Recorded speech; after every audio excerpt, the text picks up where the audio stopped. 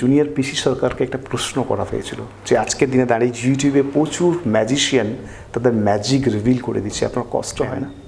একজন গাড়ি চুরি করা ব্যক্তি এবং যিনি টাকা ব্যাংকে জমাচ্ছেন, দুজনকে একই ব্যক্তি বা দুজনকে সমানভাবে ব্যাখ্যা করা হয়েছে বা সমানভাবে দেখানো। আপনারা একটা ভাবুন, সাপোজ আপনি ইউটিউবে আপনাকে দেখানো হলো যে এটা সিমেট্রিক্যাল ট্রায়াঙ্গেল ব্রেকআউট হয়েছে, এই পজিশন থেকে বাই হতে পারে, আপনি বাই করলেন, এটা হাফ ট্রু। যদি আপনাকে এই পরিস্থিতিতে আপনি বাই করার পরে যদি অপোজিট ডাইরেকশনে যেতে শুরু করে, তাহলে আপনি কোথায় এক্সিট করবেন? এই প্যাটার্নটা যদি ফেল করে যায়, তাহলে কেন ফেল হলো, ব্রেকআউটটা কেন ফলস ব্রেকআউট হলো, এই সমস্ত প্রশ্নের উত্তর কি কখনো পেয়েছেন ইউটিউব ভিডিও থেকে? Hello, this is Bholanath, the chief strategist and mentor of Orbited school of day traders private limited, having experience for more than 10 years in the market. আপনি যদি একজন ট্রেডার হয়ে থাকেন, তাহলে এই 5টা প্রশ্ন আপনার মনে বারবার এসেছে। যদি এই 5টা প্রশ্ন আপনার মনে বারবার এসে থাকে, তাহলে এই ভিডিওটি আপনার জন্য। প্রথম প্রশ্ন হচ্ছে, শেয়ার বাজারে 95 to 96% মানুষ টাকা হারান বা unsuccessful. The answer is correct. Second প্রশ্ন হচ্ছে, ম্যাক্সিমাম রিটেল ট্রেডাররা শেয়ার বাজারে অপশন বাই বা ফিউচার বাই করে ফান্ড বারবার ওয়াইপ আউট করেন। The answer is correct. Third প্রশ্ন হচ্ছে, শেয়ার বাজারে সাকসেসফুল হতে গেলে ইউটিউবের ভিডিও এবং কিছু বই যথেষ্ট। The answer is partially correct, partially true. 4 নম্বর প্রশ্ন হচ্ছে, শেয়ার বাজারে সাকসেসফুল হতে গেলে কোনো মেন্টর বা কোনো টিচারের প্রয়োজন বিশেষ নেই। The answer is also partially true. 5 নম্বর প্রশ্ন হচ্ছে, শেয়ার বাজারে কি কখনোই কেরিয়ার হিসেবে নেওয়া যেতে পারে? The answer is correct.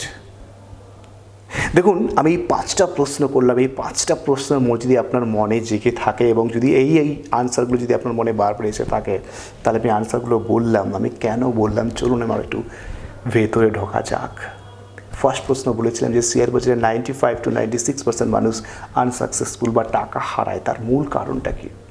তার মূল কারণ, শেয়ার বাজারের ম্যাক্সিমাম ট্রেডার আজও পর্যন্ত প্রফেশনাল ট্রেডার্স মাইন্ডসেট তৈরি করতে পারেননি, সাইকোলজিক্যাল ডেভেলপমেন্ট করতে পারেনি।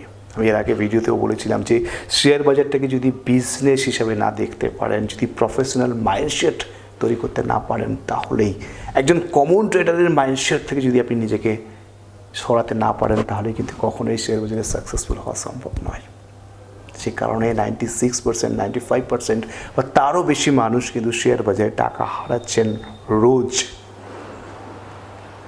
আপনি যদি শেয়ার বাজারে সাকসেসফুল হতে চান, তাহলে অবশ্যই প্রফেশনাল মাইন্ডসেট তৈরি করুন, তারপরে বিনিয়োগ করুন।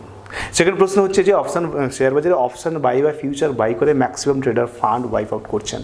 আমার ধারণা আপনিও বারবার করেছেন, আপনাদের মধ্যে অনেকেই করেছেন। এই কথাটা কেন বলছি, তার কারণ ম্যাক্সিমাম ট্রেডার 20, 25, 30,000, 50,000 অ্যামাউন্ট নিয়ে শেয়ার বাজারে আসছেন। শেয়ার বাজারে আসার পরে খুব অল্প দিনে শেয়ার বাজার থেকে একটি বড় গেইন করার চেষ্টা করছেন। সাপোজ আমি ভাবলাম একজন রিটেল ট্রেডার 20,000 নিয়ে শেয়ার বাজারে এলেন, 20,000 ইনভেস্ট করলেন এবং সেখান থেকে নিফটি বা ব্যাঙ্ক নিফটি, খুব লিকুইড একটি প্রোডাক্ট আপনারা জানেন, নিফটি বা ব্যাঙ্ক নিফটি কিছু কল বা পুট বাই করলেন। প্রথম দিন হয়তো 2,000 বা 2,500 টাকা প্রফিট হলো, কিন্তু নেক্সট দিন 7,000, 8,000 টাকা লস হলো। আলটিমেট তৃতীয় দিন বা চতুর্থ দিনে গিয়ে যখন আপনি 5,000 বা 6,000 টাকা লসে পৌঁছলেন, সাইকোলজিক্যালি আপনি এতটাই উইক হয়ে যাবেন যে আপনার ওই 6,000 টাকা রিকভার করার জন্য আপনি 20,000 পুরোটাই ওয়াইপ আউট করবেন। এবং আজকের দিনে দাঁড়িয়ে ম্যাক্সিমাম রিটেল ট্রেডার তাই করে বেড়াচ্ছেন। তাহলে অপশান ট্রেডিং কেন করছেন? অপশান ট্রেডিং থেকে নিজেকে দূরে রাখুন। যদি আপনি রিটেল ট্রেডার হয়ে থাকেন, প্রপার স্কিল বা প্রপার নলেজ না থাকলে option trading always dangerous. Option trading always একজন রিটেল ট্রেডারের মাইন্ডসেটকে ধ্বংস করে দিতে পারে। 3 নম্বর প্রশ্ন ছিল যে ইউটিউবে যা এক্সপোজার রয়েছে, ইউটিউবে যা ভিডিও রয়েছে এবং বেশ কিছু বই মার্কেট অ্যাভেলেবল রয়েছে, তাহলে সেটা কেন যথেষ্ট নয় সাকসেসফুল হতে গেলে? আমি বলেছিলাম যে এটি পার্শিয়ালি ট্রু।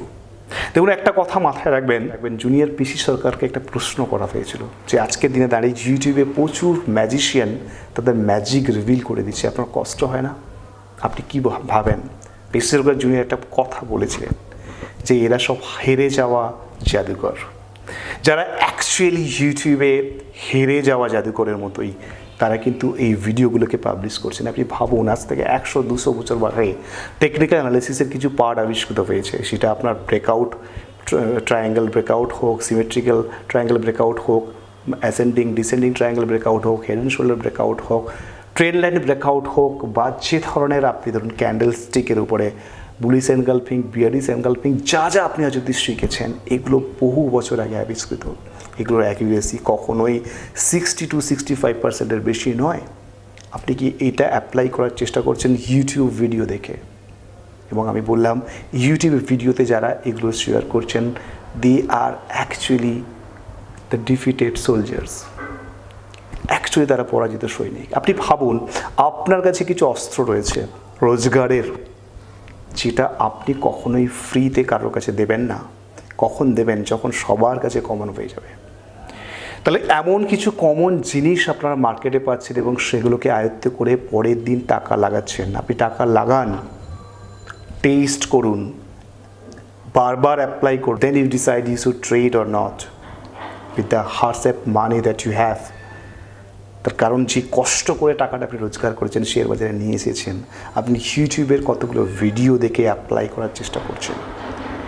যে ইউটিউবার আপনাকে এই ভিডিওগুলো শেয়ার করেছেন তিনি রেভিনিউ জেনারেট করছেন ইউটিউব ভিডিও দেখে, আর আপনি বাড়িতে ভাবছেন যে আমি অনেক কিছু শিখে গেছি বা অনেক কিছু জেনে ট্রেড করার চেষ্টা করছি, তাহলে কেন প্রফিট করতে পারবো না? আমি বলছি প্রফিট করতে পারবেন আপনি 50-60% টাইম, 65% টাইম প্রফিট করতে পারবেন, বাকি টাইম আপনি প্রফিট করতে পারবেন না। এর বেশি হাই অ্যাকিউরেসি কখনোই ইউটিউব ভিডিও দেখে কখনোই সম্ভব নয়।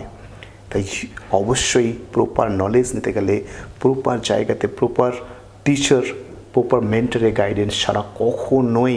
আপনারা একটা ভাবুন, সাপোজ আপনি ইউটিউবে আপনাকে দেখানো হলো যে এটা সিমেট্রিক্যাল ট্রায়াঙ্গেল ব্রেকআউট হয়েছে, এই পজিশন থেকে বাই হতে পারে, আপনি বাই করলেন, এটা হাফ ট্রু। যদি আপনাকে এই পরিস্থিতিতে আপনি বাই করার পরে যদি অপোজিট ডাইরেকশনে যেতে শুরু করে, তাহলে আপনি কোথায় এক্সিট করবেন? এই প্যাটার্নটা যদি ফেল করে যায়, তাহলে কেন ফেল হলো?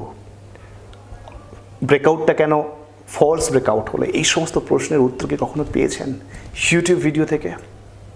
পাননি।